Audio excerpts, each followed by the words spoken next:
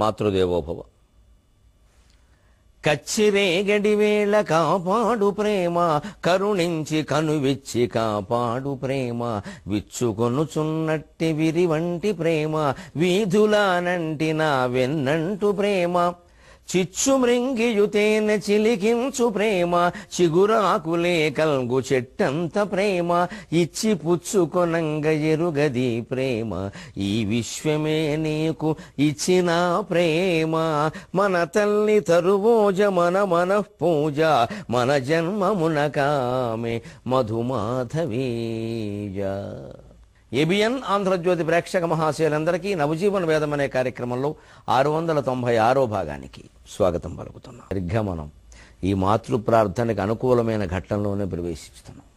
ఇక్కడ శంకరాచార్య స్వామి తల్లి ఆర్యాంబ ఎప్పుడో 8వ ఏట గురువు గారి దగ్గరికి వెళ్ళి అక్కడ 8 ఏళ్ల పాటు అన్నీ నేర్చుకుని 16వ ఏట ఇంకా దేశ సంచారం కోసమని వెళ్ళి తిరిగి రానటువంటి పిల్లవాడి గురించి సుమారుగా ఒక 20-25 ఏళ్ల వియోగాన్ని భరిస్తూ ఆక్రందన చేస్తోంది. అంత్యదశలో నా దగ్గరికి రారా, నిన్ను చూసి వెళ్ళిపోవాలనుందిరా అని బాధపడుతోంది. ఆ బాధని సాగరఘోష కవి 14 పద్యాల్లో వర్ణించాడు. శంకర విజయం రాసిన వారు కానీ శంకరాచార్య జీవితాన్ని రకరకాలుగా చిత్రించి కావ్యాలుగాను చరిత్ర గ్రంథాలుగాను మలిచిన వారు కానీ ఎవ్వరూ ఈ దృశ్యాన్ని పట్టుకోలేదు. వారి అభిప్రాయాలు వారివి. కానీ కావ్యంగా మనం స్వామి చరిత్రని మహానుభావుల చరిత్రను రాస్తున్నప్పుడు కవిత్వానికి ఆలవాలమైన ఏ ఘట్టాన్ని ఏ సన్నివేశాన్ని వదలకూడదు. అక్కడే కవి ప్రతిభ కనపడుతుంది. అన్నేళ్లపాటు కొడుకు దూరంగా ఉంటే ఆ తల్లి దుఃఖపడకుండా ఉంటుందండి. ఎంత జ్ఞానికి తల్లి అయితే మాత్రం ఆవిడంత జ్ఞాని కావాలనుందా? ఏం లేదుగా. సామాన్య స్త్రీ, ఒక బ్రాహ్మణ వితంతు, భర్త పోయాడు, బంధువులెవరూ లేరు, ఒక్కత్తి. ఆ చీకటింట్లో ఎంత బాధపడి ఉంటుంది. అవేం విద్యుత్ దీపాలా ఏమున్నాయి? విద్యుత్ దీపాలు లేవు. విద్వద్దీపం లాంటి కొడుకు వెళ్ళిపోయాడు. ఆయన లోకాన్ని ఉద్ధరించవచ్చు, కానీ ఆవిడ శోకాన్ని ఉద్ధరించేవారు ఎవరు? సహజంగా తల్లికి ఈ భావన ఉంటుంది. బుద్ధుడు వెళ్ళిపోతే బుద్ధుడు చాలా గొప్పవాడు, కానీ యశోధర పరిస్థితి అది చిత్రించవలసిందే కదా. అది మా గురుతుల్యులు ఆచార్య బేతవోలు రామబ్రహ్మం గారు యశోధర అని ఒక 30-40 పద్యాల్లో చిత్రించారు. అది నాకు ప్రేరణ. భార్య అంత బాధపడి ఉంటే తల్లి ఎందుకు బాధపడదు? ఇక్కడ ఆ తల్లి ఆవేదనని మనం చిత్రించాలి అనుకున్నాం. విష్ణు సహస్రనామ జప వీధులలో విహరించుచుండి తద్విష్ణు సహస్ర భాష్యమును విజ్ఞత వ్రాయుచునుండ స్వామికిన్ కృష్ణుని తల్లి పిల్చు ఒక కేక వినంబడే ఆత్మయోగ రోచిష్ణుడు పైకి లేచే తన శిష్యులు అచ్చరువంది చూడగన్. ఇక్కడ తల్లి పిలుస్తోంది, అరుస్తోంది, ఆక్రందన చేస్తోంది, ఆర్తితో పిలుస్తోంది.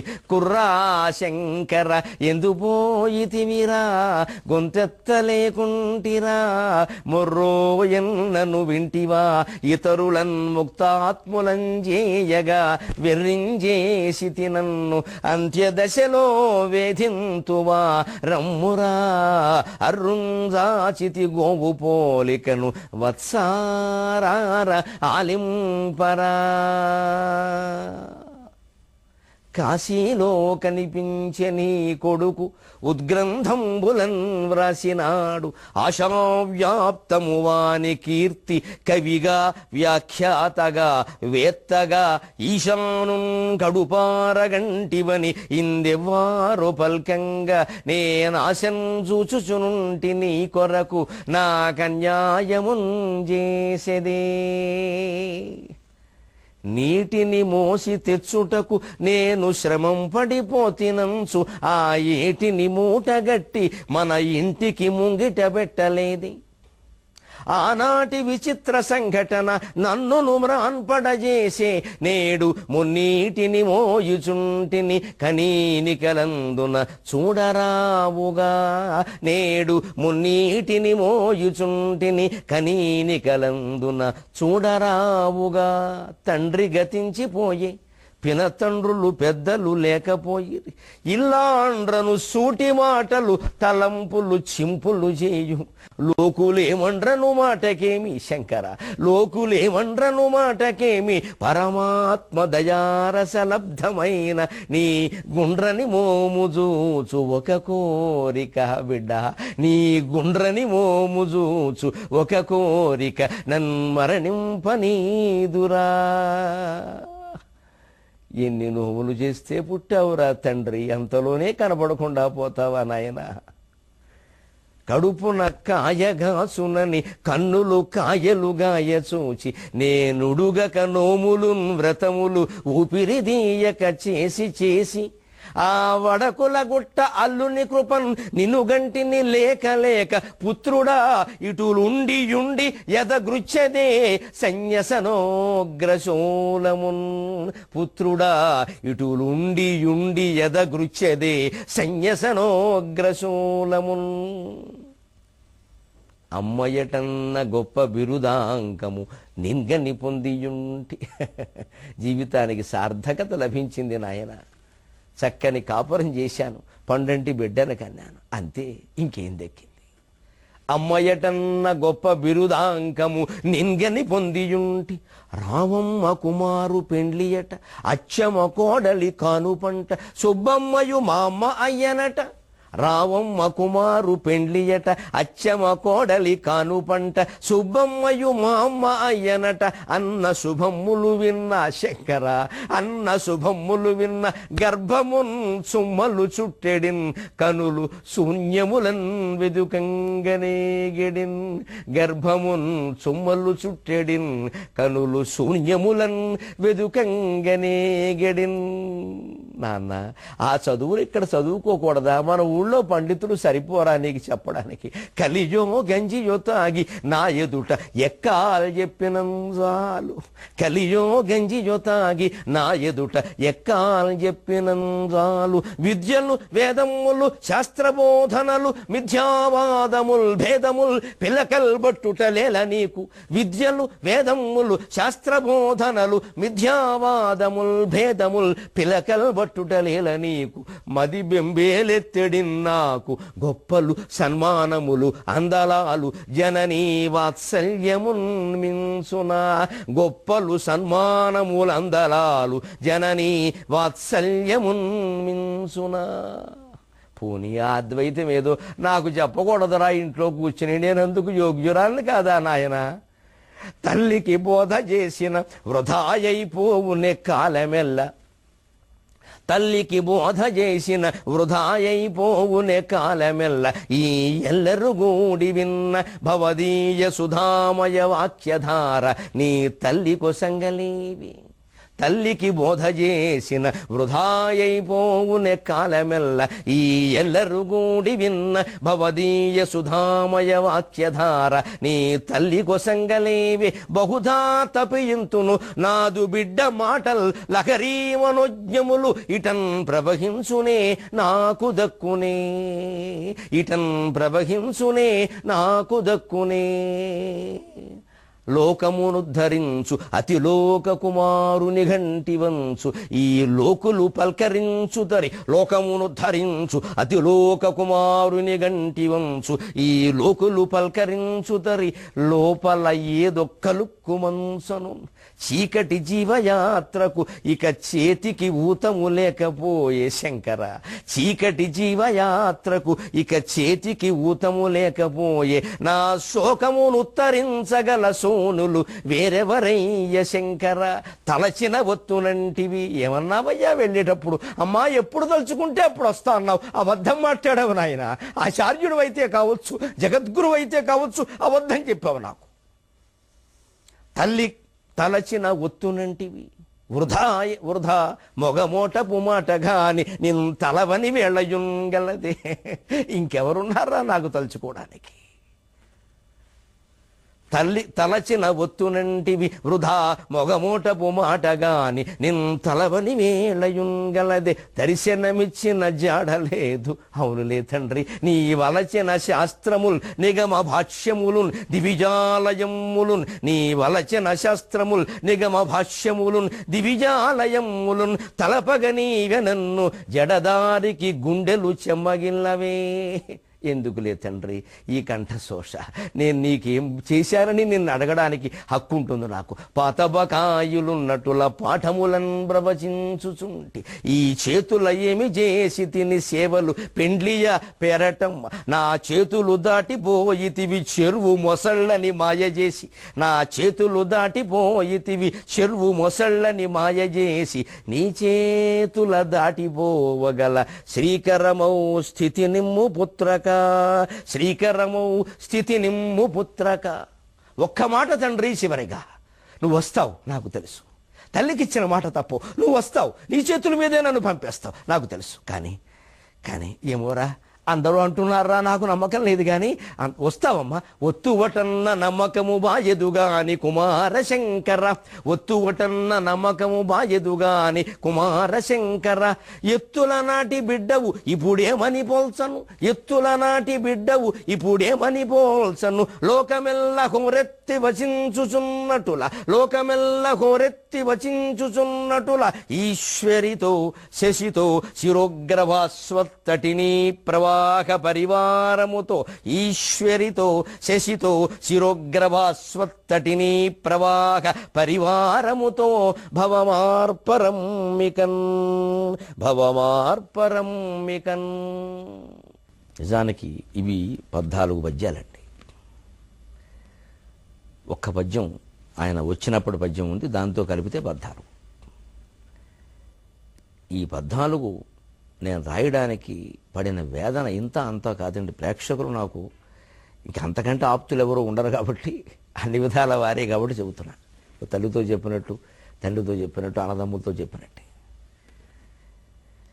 ఈ ఘట్టం రాస్తే ఆచార్యస్వామి తల్లికి ఏదో అన్యాయం చేశారు అనిపిస్తుందా మనం బాగా కరుణరసాన్ని గుప్పించి రాయడం వల్ల. ఆయనకి చందమామ లాంటి ఆయన ప్రతిష్టకి ఏమైనా మచ్చ తెచ్చిన వాళ్ళం అవుతామా అనిపించింది. కానీ రాయకపోతే నన్ను వేధించేసిన ఆవేదన ఏమిటో నేను చెబుతా. రాయకుండా ఎందుకు ఉండలేకపోయాను. మహాకవి శ్రీశ్రీ అంటాడు, కవిత్వం ఎప్పుడు రాయకుండా ఉండలేనప్పుడు రాయాలి. ఏదో అనిపించి రాయడం కాదు, కాలక్షేపానికి రాయడం కాదు. ఇంకా రాయకుండా నేను ఉండలేనన్నప్పుడు రాయాలి. వాల్మీకి అప్పుడు రాశాడు రామాయణాన్ని. అంత దులిచేయాలి లోపల నుంచి. అది ఏవైనా నీలోంచి రావాలి, నీదే రావాలి, చీల్చుకుని రావాలంటాడు మహాకవి. అలాగా నేను ఈ ఘట్టం రాయకుండా ఉండలేకపోయాను. ఎందుకంటే మేము 5 అన్నదమ్ములం, మొత్తం 7, 2 చిన్నతనంలోనే పోయారు, 5 ఉన్నాం. అంతా బాగా ఎదిగిన వాళ్ళే. 21 ఏళ్ల వయసులో మా 3వ అన్నయ్య గరికపాటి వెంకట సుబ్రహ్మణ్య శాస్త్రి అని వాడి ఇంట్లోంచి వెళ్ళిపోయాడు. సరిగ్గా 7/7/1971. ఆవేళ బుధవారం మధ్యాహ్నం 1:10. వాడు వెళ్ళిన తర్వాత ఆ సమయం చూశాం కాబట్టి తెలిసింది, ఇంకా రావడం తెలిసాక. 7/7/71 ఇప్పటికి ఎన్నేళ్ళు ఏందో గమనించడం. 2016కి అదొక 29, ఇదొక 16, 45 ఏళ్ళు అయిందండి. భగవంతుడు దేవల్లవాడు ఆయురారోగ్య భోగభాగ్యాలతో ఆనందంగా ఉంటే వాడు వెళ్ళే నాటికి వాడికి 21, ఇప్పుడు ఒక 45, 66 ఏళ్ళు వయస్సు అండి. నేను కూడా గుర్తుపట్టలేను వాడిని. కానీ ఆ 71 నుంచి మా నాన్నగారు అదే బెంగతో 12 ఏళ్ళు సుమారుగా ఆయన వ్యాధిగ్రస్తులై మరణించారు. అదే బెంగ. ఇంకా అన్న నీళ్లు మానేశారు, ఆబ్దికాలు పెట్టడానికి కూడా సంకోచించేవారు. నాకు విసుగు, నాకు విరక్తి, నా కొడుకే లేడు, నాకేమిటి అన్నట్టుగా ఉండేది. 50 ఏళ్లకి గడ్డం పెంచేసి భీష్మాచార్యుల్లా అయిపోయారు. ఆయనకి 80 ఏళ్ళు అనుకునేవారు చూసిన వాళ్ళందరూ. ఇక ఆ తర్వాత నుంచి ఆయన ఎప్పుడూ ఆభరణాలు పెట్టుకోవడం కాదు, పూర్తిగా పంచె కట్టుకోవడం మేము చూడాలి. అన్ని అంగాస్త్రాలే. బల్ల మీద, మంచం మీద పడుకోవడం ఎప్పుడు మేము చూడాలి. బల్ల మీద పడుకునేవారు, నేల మీద పడుకున్నారు. ఇప్పుడు ఈ బెంగతోనే ఆ పెద్ద మనిషి వెళ్ళిపోయాడు. ఆయనకి అలా సేవలు చేసి చేసి నా తల్లి అలా బతికి మొన్న 2012 మార్చి 6వ తేదీ వెళ్ళిపోయింది. ఈ 40 ఏళ్ళు పైకాలంలో నేను చూశానండి. ఎంత ఆవేదన ఆవిడకంటే, ఎన్ని శుభాలు జరుగుతున్నా సరే, ఎంతమంది పిల్లల కళ్ళ ముందు ఎంతో వృద్ధి సాధిస్తున్నా సరే, మనవలు మనవరాళ్ళు కాదండి, మా అమ్మగారికి 5వ తరం మనవరాలు పుట్టేసింది. ముని మనవరాలు కూడా మనవరాలు మా అమ్మాయి పుట్టింది. అంత స్థితి ఉన్నా సరే, మా సుబ్బన్న ఒరే నువ్వు ఈయన సభను కడుతున్నావు కదరా, ఎక్కడైనా సుబ్బన్న పేరు చెప్పరా, ఉంటే వస్తాడనేది. సొంత విషయం చెబుతున్నందుకు మన్నించండి, కానీ నన్ను కదిలించిన ఘట్టం అది. అందరి జీవితాల్లో ఉంటాయి ఇలాంటి. అమ్మ ఎలా తెలుస్తుందమ్మా అన్నయ్య నేను గుర్తుపట్టగలనా అంటే, చెప్పబోయ్ ఉంటే వస్తాడు, పెద్ద షోకు వెర్రి మాటలు మాట్లాడుతున్నావు అని చెప్పేది. ఆ ప్రేమ. నేను కదిలిపోయాను. ఎంత ఇది ఉంటుంది. మనం అందరం ఉన్నా సరే, చెట్టుకు ఎన్ని కాయలు కాసినా సరే ఏ కాయకు ఆ కాయ అన్నట్టుగా తల్లి దృష్టి అంతే అన్నమాట అని ఇంకొక దృష్టిని చూశా. సుబ్రహ్మణ్య షష్ఠి నాడు పుట్టాడు, అందుకే సుబ్రహ్మణ్య శాస్త్రి అని పెట్టారు. సుబ్రహ్మణ్య షష్ఠి ఆ మార్గశిర మాసంలో వస్తుంది కదండి. ఆ వచ్చినప్పుడు గుమ్మంలో కూర్చున్నదండి. వీళ్ళ నా బిడ్డ వస్తాడు. అమ్మ వాడు 40 ఏళ్ళు అయింది, లేదురా తల్లి గడుపు అమ్మ వస్తాడు, ప్రేమ వాడికి తెలుసు వస్తాడు. మనం ఎక్కడో హైదరాబాద్లో ఉన్నాం, ఎలా తెలుస్తుంది వాడికి అంటే, ఆమె లోపల తీసుకొద్దాం 2 మెతుకులు పెడదాం నా తాపత్రయం. మేము వచ్చేది కాదు, అలా కూర్చోడమే. తెలుస్తుందిరా నీకు తెలియదు, నన్ను ఉండని, నేను వేళ అంతే అని ఎప్పుడో సాయంత్రం 10 మంది తినేది. ఒకవాడు ఏదైనా తిన్నా ఇక రోజల్లా వాడు ముచ్చట్లే, గుర్తొచ్చినప్పుడల్లా అంతే. ఎన్నో సుఖాలు వైభవాలు జరిగి ఏముంటే ఏమరా వాడు వెళ్ళిపోయాడు అనేది. ఒక సామాన్యుడి కన్నా సామాన్య స్త్రీ నా తల్లి ఎంత దుఃఖపడితే, అసామాన్యుడైనప్పటికీ ఆ తల్లి ఎంత దుఃఖపడి ఉంటుంది. అది చెప్పకపోవడం కవిత్వానికి అపచారం కాదా? ఆచార్యస్వామి దీన్ని అర్థం చేసుకుని నన్ను ఆశీర్వదించరా, నన్ను శపిస్తారా? ఎవరూ రాయకపోతే నేను రాయకూడదా? అలా గీతకి చేసుకోవాలా? కవిత్వాలకి, శాస్త్రాలకి, కళలకి కొత్త ఆలోచన ఉండకూడదా అని నాకు అనిపించి 3-4 రోజులు మదన పడుతూ శంకరాచార్య చిత్రపటం ఎదురుగా పెట్టుకుని ఏడుస్తూనే కూర్చున్నానండి. ఏదో కళాశాలకు వెళ్ళడం, నామమాత్రంగా పాఠాలు చెప్పడం, ఇంటికి వచ్చి ఆడవడం. ఆశ్చర్యం ఏమిటంటే, నమ్మొచ్చు నమ్మకపోవచ్చు, నా అనుభూతి నాది. బడాయి అనుకున్నా మంచిది. మనం దేని గురించి విపరీతంగా భావన చేస్తామో ఆ భావనే ఫలిస్తుందండి. భగవంతుడి రూపంలో కూడా కనిపించేది ఆ భావనే. భగవంతుడు ప్రత్యేకించి కనిపించడు, మన భావనే ఆ భగవంతుడి రూపంలో కనిపిస్తుంది. నేను దాని గురించే తాపత్రయపడుతూ ఉండడం వల్ల ఆ 3-4 రోజుల్లో ఒకనాటి తెల్లవారుజామున ఇప్పుడు పాడుతున్న వాటిల్లో సుమారుగా 3-4 పద్యాలు ఆచార్యస్వామి నోట వినపడ్డాయి. నాకు ఆ వెంటనే ఒక అనుభూతి అనిపించి, మాయో మర్మమో భ్రమో నాకేం తెలుసు, చిన్న కూరని నాకు అద్వైతం ఏం అర్థమవుతుంది. ఆయనే చెప్పారు జగత్తంతా మిథ్య అన్నారు. స్వప్నం కూడా మిథ్యేదే, జగత్తు మిథ్యే కదా, స్వప్నము మిథ్యే కదా. పోనీ మిథ్యలోనే ఏదో పద్యం ఆచార్యస్వామి కనపడడం ఎంతో దృష్టం. ఆయన నోట ఈ పద్యాలు పలికే. అందుకే అప్పటికే నేనేదో అనుకుంటున్న భావాలు అవి ఆయన నోట పలికే. ఇంకేవో 2-3 భావాలు వచ్చేసరికి అయితే ఆయన అనుజ్ఞ దొరికిందనమాట అని నేను అక్కడి నుంచి ఒకే రోజులో ఈ 14 అలేనండి. అందుకే ఇప్పుడు ఒకే భావావేశంతో 14 మీకు వినిపించాను. ఇది దానికి నేపథ్యం. ఇక దీంట్లో ఉండేటువంటి విశేషాలను చూద్దాం. కుర్రా శంకర ఎందుపోయితివిరా, గొంతెత్తలేకుంటిరా, మొర్రోయన్నను వింటివా, ఇతరులన్ ముక్తాత్మలం జేయగా వెర్రించేసి నన్ను అంత్యదశలో వేధింతువా, రమ్మురా అరుంజాసితి గోవు పోలికను వత్సారార ఆలింపరా. ఎక్కడికి వెళ్ళావురా తండ్రి? గొంతెత్తలేకుంటిరా, ముసలిదాని రా, మంచంలో ఉన్నానురా, గొంతెత్తి పిలవలేను నాయన. ఎంత దూరంలో ఉన్నావో పిలిస్తే వినపడుతుందో లేదో. పిలుపు వినపడకపోవడం వల్లే శ్రీ మహావిష్ణువు రావడం లేదు అని త్యాగరాజస్వామి అన్నారా. త్యాగరాజస్వామి అన్నది అదే కదండి. తర్వాత ఆవిడ తెలియపోయినా మనకు తెలుసుగా. మొర్రోజన్నను వింటివా, ఎంత మొత్తుకున్నానరా సన్యాసం వద్దని. మొసలు పట్టుకుంటే నేనేం చేయనురా, మరి బిడ్డ చచ్చిపోతుందో చూస్తూ ఊరుకోగలనా? అందుకని ఒప్పుకున్నానమ్మా. ఏ ప్రాణం ఉన్న తల్లి ఎవరన్నా ఒప్పుకుంటుందా? పోనీ వణుకుపోను. ఆ సన్యాసం ఏదో పుచ్చుకున్నా కూడా ఆ పీఠం ఏదో ఇక్కడ పెట్టుకోకూడదా? కాస్త ఆ పక్క ఊళ్ళో ఎక్కడైనా ఎవరన్నా ఏమంటే జమీందారు గారు ఎకరం పొలం ఇచ్చేవారు. నేనేదో అక్కడే కాస్త ఉండేదాన్ని. మా అమ్మ అంటే ఎవరు కాదంటారా? అందండి. నిజమే కదండి. రమణ మహర్షి దగ్గర వాళ్ళు అమ్మగారిని పెట్టుకున్నారు కదండి. ఆయన అన్ని బంధాలు వద్దనుకున్న మహర్షి తల్లిని కాదనలేక పెట్టుకున్నారు కదండి. ఆయన ధర్మవాయం చేశారండి. అంత మహాయోగి కూడా రమణ మహర్షి. ఆవిడ కొన్ని చికాకులు పెట్టింది. అక్కడ ఆవిడ బ్రాహ్మణ చేదస్థం కారణంగా కొన్ని చికాకులు పెట్టింది. అయినా పడ్డాడు పాపం. ఇంకో దశలో మందలించాడు కానీ తల్లిని వెళ్ళిపోమని అనలేదు. అలా ఏదో పెట్టుకోకూడదు. ఎక్కడ ఇతరులను ముక్తాత్మనం చేయగా వెర్రించేసి నన్ను. ఎక్కడుందిరా మొసలి? మన ఇంటి దగ్గర మడుగులో ఎప్పుడూ మొసళ్ళు లేవమ్మా. నేను ఆలోచించలేదు కానీ మొసలు ఎక్కడి నుంచి వచ్చింది? నువ్వే సృష్టించి ఉంటావు. ఇగో చెబుతున్నారుగా చాలామంది చూసి వచ్చిన వాళ్ళు, మీ అబ్బాయి ఆ మహిమ చూపించాడు, ఈ మహిమ చూపించాడు అంటాను. ఇది కూడా నీ మహిమ ఉంటుంది. నన్ను మాయ చేస్తావా? వెర్రించేసి నన్ను అంత్యదశలో వేధింతువా రమ్మురా. అరుంజాచితు గోవు పోలికను వత్సారార ఆలింపరా. గోవు తన బిడ్డ కోసం మెడచాచినట్టుగా చాచి ఏడుస్తున్నాడు తండ్రి, నా కోసం నా విజ్ఞప్తి ఆలించి రారా. పైగా ఒక్క మాట నీ గురించి చాలా గొప్ప మాటలు వింటున్నాను నాయన, కడుపు నిండా తృప్తిగా ఉంది. కానీ అంత గొప్ప కొడుకును చూడాలని ఉంటుంది కదరా. కాశీలో కనిపించే నీ కొడుకు ఉద్గ్రంథం బులన్ వ్రాసినాడు, ఆశావ్యాప్తము వాని కీర్తి. కవిగా వ్యాఖ్యాతగా వేత్తగా ఈశానున్ కడుపారగంటివని ఇందెవ్వారు బల్కంగా నేనాశం చూచుచునుంటి నీ కొరకు నాకన్యాయము చేసేది. మీ అబ్బాయిని కాశీలో చూసావమ్మా? మామూలుగా చెప్పట్లేదు మీ అబ్బాయి గురించి.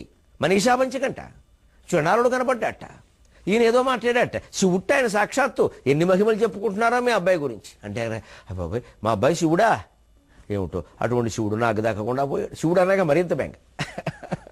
ఇప్పుడు ఏదో డబ్బు పోయిందనుకోండి, మనకు తెలియకుండా సంచిలో ఎంత ఉందో తెలియదు, ఎక్కడి నుంచో తెచ్చా, ఏదో ఎవరో ఇచ్చారు, పోయింది.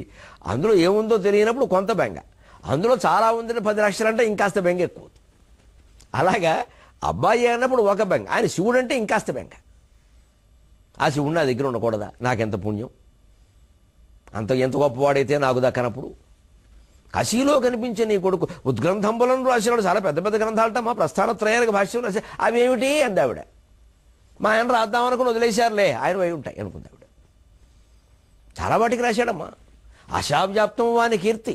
కవిగా వ్యాఖ్యాతగా వేత్తగా, కవిగాను వ్యాఖ్యాతగాను ఒక విద్వాంసుడుగాను. ఆశావ్యాప్తం, ఆశ అంటే దిక్కు, దిక్కులన్నిటికీ వ్యాపించిందమ్మా. అందరూ శంకరాచార్య. శంకరాచార్య ఏమిటి? మా అబ్బాయి పేరు శంకరుడు. అనవసరంగా పేర్లు మార్చకుండా ఇబ్బంది పడతాడు. ఈ అంకెలు మార్చుకోవడం, పేరు మార్చుకోవడం మాకు వద్దమ్మా. పేరు మార్చద్దు. మా అబ్బాయి పేరు శంకరుడు. లేదమ్మా మేము అనలేదు, వాడు చేర్చారు శంకరాచార్య. కొందరు ఆచార్య స్వామి అంటున్నారమ్మా. ఎవడో స్వామి ఏమిటి ఆయన అంతే. స్వామి అంటే సన్యాసి కదా మరి.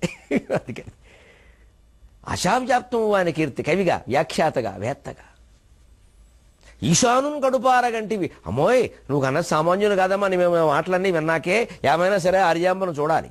కవిని కన్న తల్లి గర్భంబు ధన్యంబు అన్నారు. ఆచార్యస్వామిని కన్న తల్లి గర్భం ఎంత గొప్పది.